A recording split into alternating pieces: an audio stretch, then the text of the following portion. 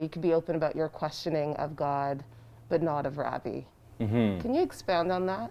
Yeah, well, for me, I didn't encounter this until the September 29th article by Daniel Silliman came out in Christianity Today that shared the spa allegations.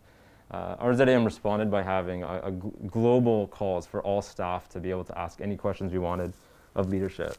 And the only purpose of the call is to ask questions. And so our motto is no question off limits. I've seen people be welcome to question and doubt Jesus. I have any concerns about the questions I would express. And so I asked a couple questions on these calls, just one question, a different per call. And I got warned by one of the top brass after one of those sessions. He said, Daniel, you got to make a decision. If you want to be a pot stirrer, if you want to be a troublemaker, you got to make that decision. If you have these types of questions, you should probably quit because of your conviction, and people will respect that. Because of conviction, you quit. But if you keep causing trouble, and yet are staying on the team, you can expect to be let go. You wouldn't want people to say, Daniel got let go, and he said it like multiple times. It was a 90-minute call, really tough. And that same pattern over the following months kept being brought to me and to others on the team who had asked questions. Could I ask you what were the questions that Absolutely, you had asked? yeah. So the first question I'd asked was, on September 15th, RZIM, as our official response to the spa allegations coming up, was to say, it was something to the effect of, we, the board, and the colleagues of Ravi, believe these allegations to be false. A number of speakers around the world had trouble with the fact that it was saying we, the colleagues, us, believe the allegations to be false, because some on our team are actually survivors of sexual abuse themselves. And as they had looked at the evidence, it resonated with them, and they thought, I think the evidence stacks up, and I think Ravi might be guilty. And so a statement saying we believe they're false in itself is false. And they had a lot of trouble with that. That question was brought up before I spoke. My question was, the sentence following we believe them to be false was something like, they pertain to businesses that have been closed for over 10 years. And having heard and listened to survivors of sexual abuse, I'm aware that one of the greatest fears that survivors of abuse feel when they're wrestling with whether or not to disclose what happened to them is, maybe no one will believe me. And precisely, maybe no one will believe me because it's been a long time since the abuse happened and I haven't been able to find my voice yet. And so the fact that we were saying we believe the allegations to be false, they pertain to allegations of businesses that have been closed for a long time, is perpetuating what many would call a rape myth, that that if someone takes a while to come forward, that they can't be believed. And so my question was in light of that. That was the first time I asked a question, was just saying, hey, this is a fear a lot of people feel. We have released this statement. Is there any chance that we'd release a follow-up statement, taking back those words and releasing something that was more trauma-informed? The second question I asked, which is the one that got me the call, was kind of a follow-up to that question, where I said, I love the gentleman we had heading up the consulting for PR for RZIM, wonderful guy. So I said that. I said, I'm so thankful to hear from you guys that we have contracted so-and-so who's an amazing PR consultant. But in order for RZIM, which defines ourselves as compassionate evangelists, to make sure that we're not just doing PR about this allegations and PR about these women, but that we're actually victim-centered in the way we're going about the investigation, would we consider consulting with victim advocates, such as Rachel Den Hollander?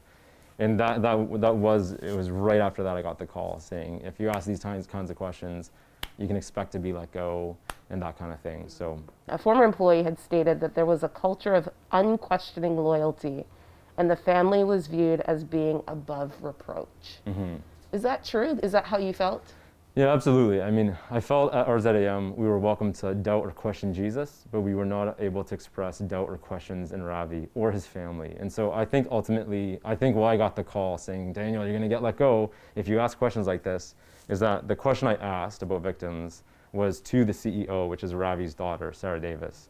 And although she has done a lot to help the investigation happen and be serious and honestly even victim-centered, it's not that I don't believe that she was going after me because of this, but when I asked a question and when I expressed the September 15th statement, my disappointment about that and how it wasn't victim-centered, she said on the call, like, Daniel, you're right, like, I'm so sorry. And I know that we hurt people and we hurt victims, and I'm so sorry. And I think that from my take on it, when others in power saw the way that my question caused Sarah to express like vulnerable, like she can't express an apology to me. I think that was it for people around her. That it was just like, this is not the kind of guy we meant to bring onto the team. So yeah, I think that there's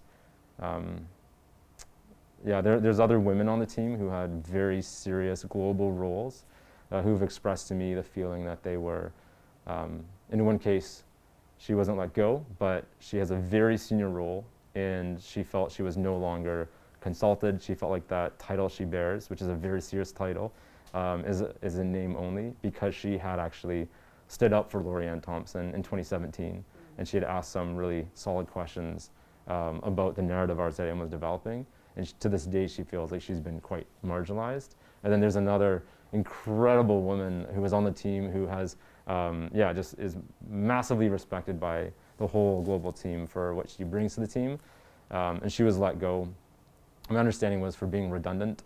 And I like, there's not a person around the world who I've talked to who believes that she's redundant. She had such a crucial role, but she also had questioned the RZIM narrative and asked some tough questions of family members. And she believes that she was let go specifically and exclusively for that. There's a very senior RZIM staff person who brought forward serious allegations about Ravi regarding women in 2008 and 2012.